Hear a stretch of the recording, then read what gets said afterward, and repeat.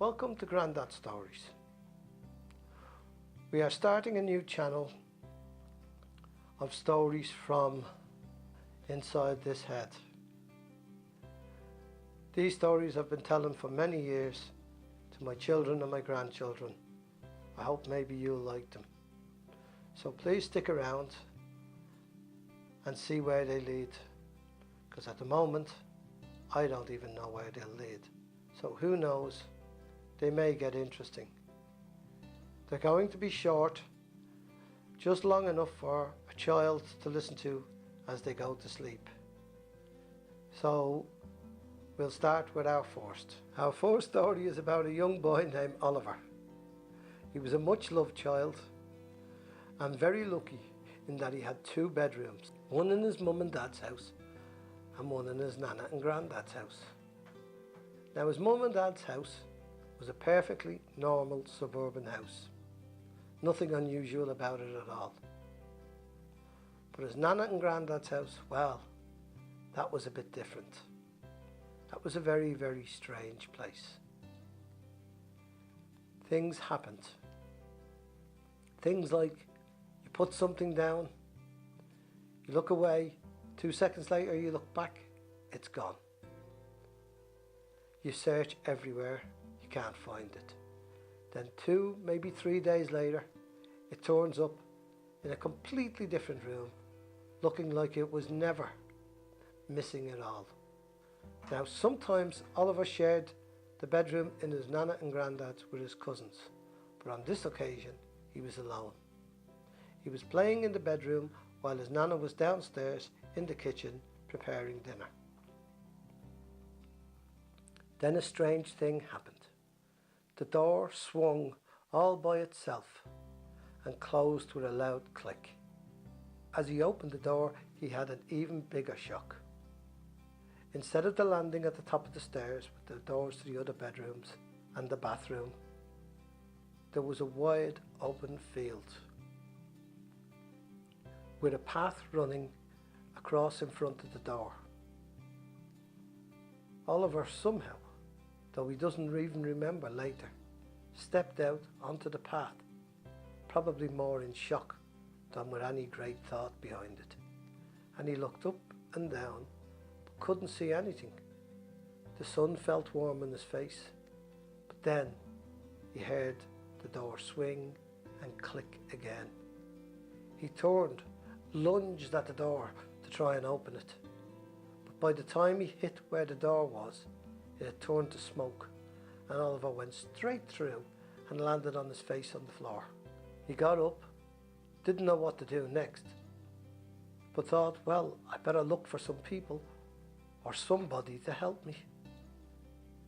So he looked up and down the path and thought, I'll walk down.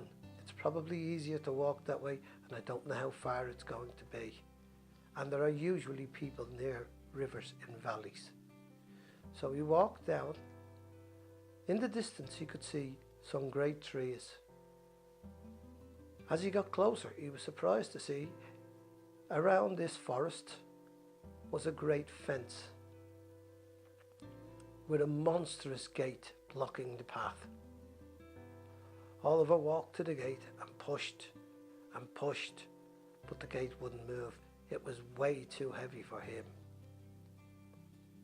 and he didn't know what to do next. Then a small voice came. Oliver looked around. He couldn't see anything, and the voice said, "No, down here. Do you need help?" And Oliver looked down, and by the edge of the gate, near a hole in the great fence, there was a little mouse. Now Oliver, after what had happened, wasn't at all surprised that the mouse could speak. And all he could say was, "Yes, please, Mr. Mouse." And the mouse looked up and went, "He called me Mr. Mouse," and seemed to be very happy. Oliver looked down and said, "I'm sorry, Mr. Mouse, but help, yes. If I can't push this gate open, I don't think you'll be able to." And the mouse looked up, probably a little disappointed, and said, "No, not me. I've got a friend who lives in the forest, Do you want me to go and get him? He can help. And Oliver went, oh yes, please. So the mouse ran off through the little hole, and then a couple of minutes later, Oliver heard thump, thump, thump of very heavy footsteps on the other side of the gate. And then with one mighty pull, the gate swung open. Now, of all the things that had happened today, this alone was the biggest surprise. Oliver expected to see a great big man or something, but no. What was on the other side of the gate absolutely terrified him. Though he was a fairly brave boy, but this was something way beyond his experience. For standing in front of him was a 30-foot at least dragon, bright green with big blue eyes, looking down.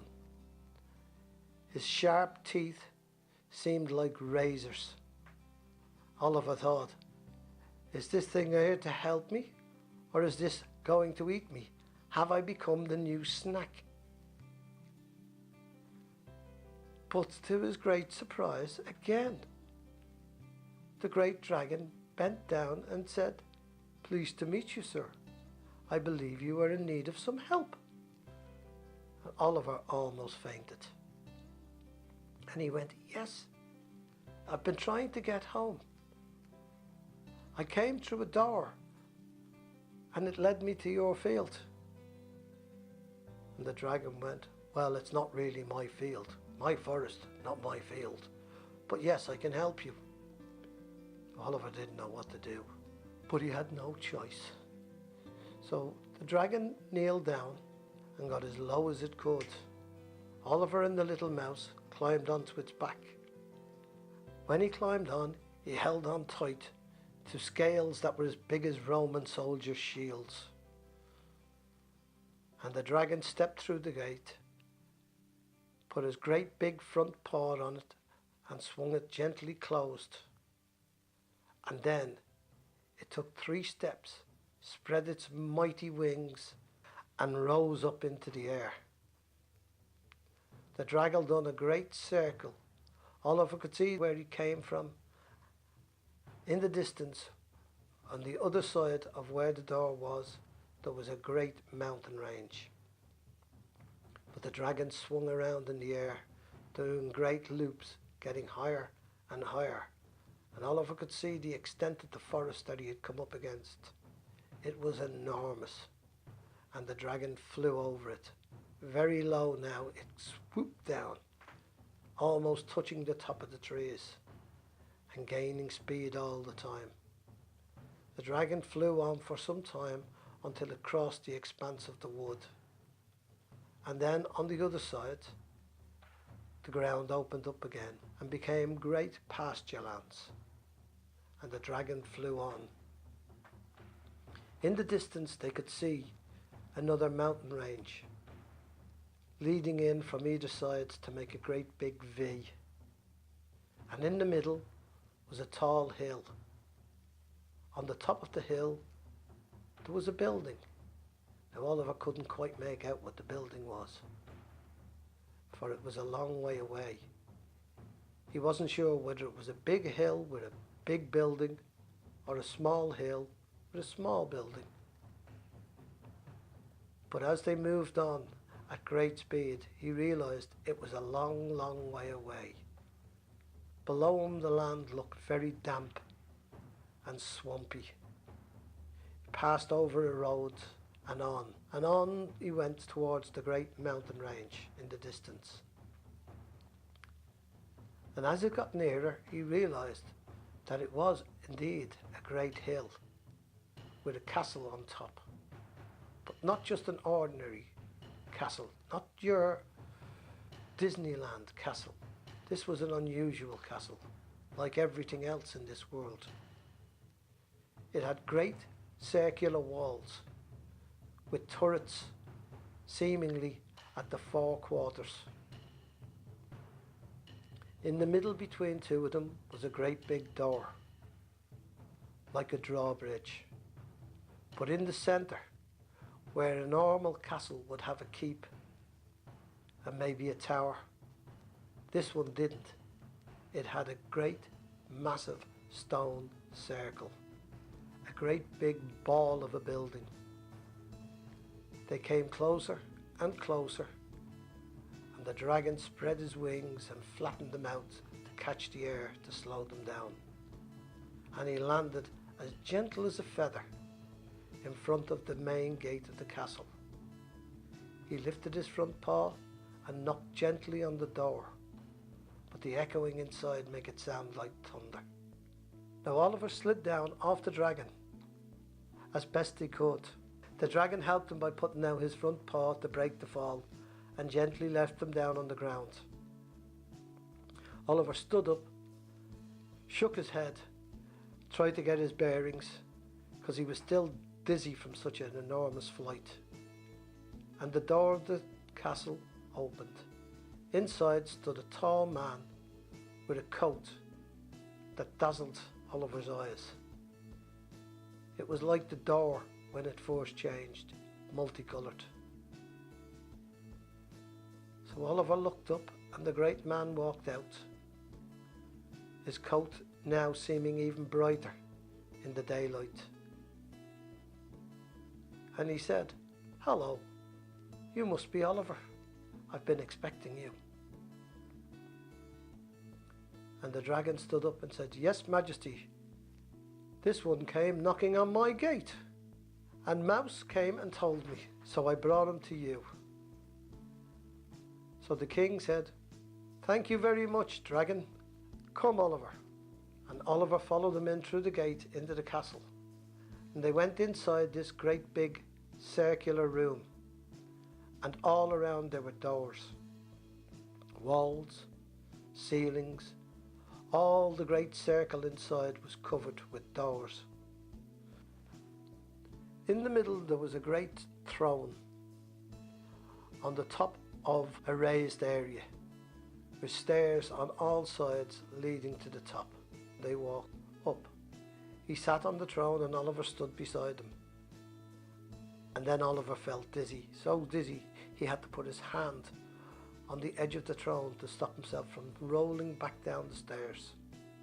He didn't know whether it was him that was moving or the walls, but all the doors on the ceiling and the walls all began to move, and it rolled this way and that until eventually in front of them one door stopped. The king rose, walked back down the stairs, opened the door. Inside the door there was a long passageway with doors on either side of all different colours. They walked along for some distance and then Oliver saw it. The door, the orange door. They walked up. The king put his hand on the door and the door swung open. Inside the door there was a bedroom. A bedroom just like the one in his nana's house. Oliver stepped in and said to the king, "Is this home, or is this another trick?"